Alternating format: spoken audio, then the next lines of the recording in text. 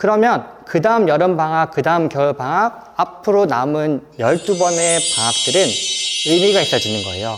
그러려면 부모님께서 기회를 주셔야 됩니다.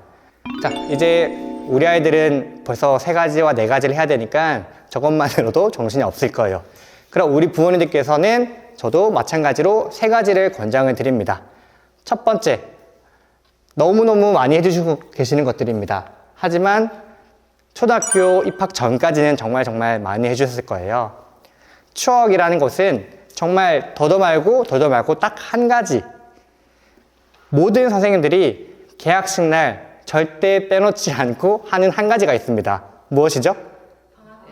방학 때 뭐 했냐? 네. 그러면 우리 아이들 중에 정말 슬픈 친구는 저 방학 때 한 거 없는데요? 물론 부모님들께서는 맛있는 것도 먹이고 어디 분명히 데려갔어요. 그런데 아이들은 아무것도 안 했어요. 저 학원만 다녔어요 해요.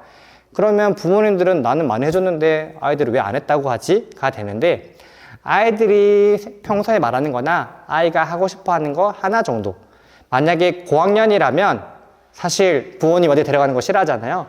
그러면 그럴 때에는 아이한테 용돈 주고 친구와 하루 뭐 근처에서 놀거나 쇼핑하거나 아이에게 자유시간 주는 거, 그거 하나만이라도 사실 일기장에 아이들이 가장 많이 적는 것이 친구들과 어디 가서 놀았다거든요. 그러니까 저학년, 중학년이라면 부모님께서 함께 추억을 만들어 주시고 고학년이라면 자유시간으로 딱 한 가지만 기억 남게 해주시면 좋을 것 같습니다. 그럼 우리 아이가 개학식 날 뭔가 할 말이 생기거든요. 네, 두 번째로는 추억과는 조금 다른데요. 체험학습입니다. 추억은 먹든 놀든 어딜 가든 여행을 가든 괜찮은 것인데요. 체험학습이라는 것은 아이가 뭔가 학습적으로든 생활적으로든 체험하고 경험하는 것인데 무엇과 연관시키면 좋냐면 3학년, 4학년 때 말씀드렸던 배경지식과 관련됐습니다. 역시. 네.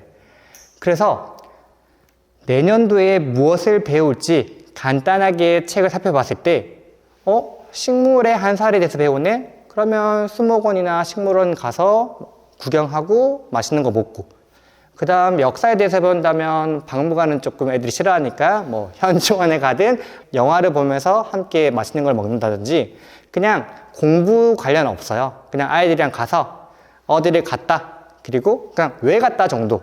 그러면 다음 학기에 배울 내용과 자연스럽게 연관되기 때문에 이 체험학습은 다음 학년에서 어떤 것들을 배울지와 연관된 체험학습 장소면 저는 가장 좋다고 생각을 합니다.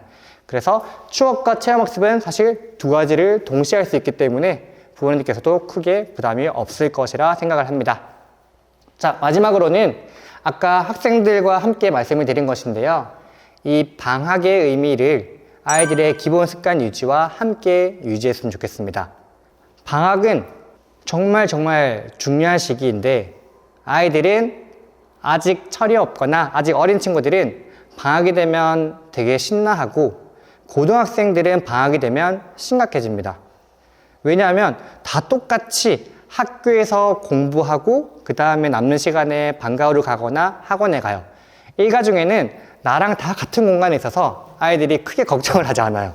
어차피 학교 수업 시간에 집중을 하든 안 하든 뭔가 하나는 배우고 선생님이 있기 때문에 숙제를 해야 되고 준비물을 챙겨와야 되고 하루에 최소한 6시간 학교에 있어요. 그런데 방학이 되는 순간 이 6시간에서 7시간이 붕 뜨게 되는 거예요.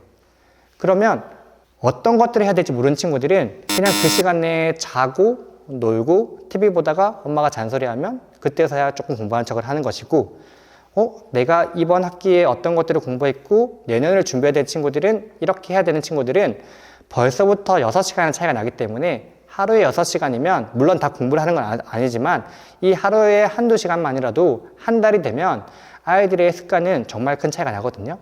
그래서 이번 우리 부모님들께서는 오셨으니까 이번 겨울 방학 되기 전에 아이에게 방학의 의미에 대해서 설명해 주시고, 너가 방학 때 해야 할 것들을 잘 한다면 그 다음 방학 때부터는 엄마가 잔소리나 간섭을 조금씩 줄여가겠다.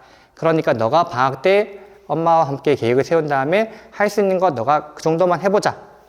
그러면 그 다음 여름방학, 그 다음 겨울방학, 앞으로 남은 12번의 방학들은 의미가 있어지는 거예요.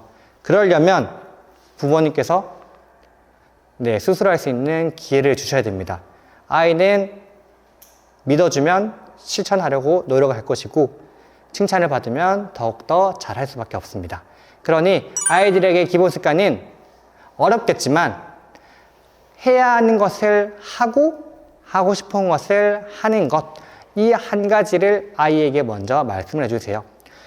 아침에 7시 반에 일어나서 8시 반에 학교에 와서 2시까지 공부하다가 집에 가는 것을 기본 습관으로 집에서 하면 아이는 불가능합니다.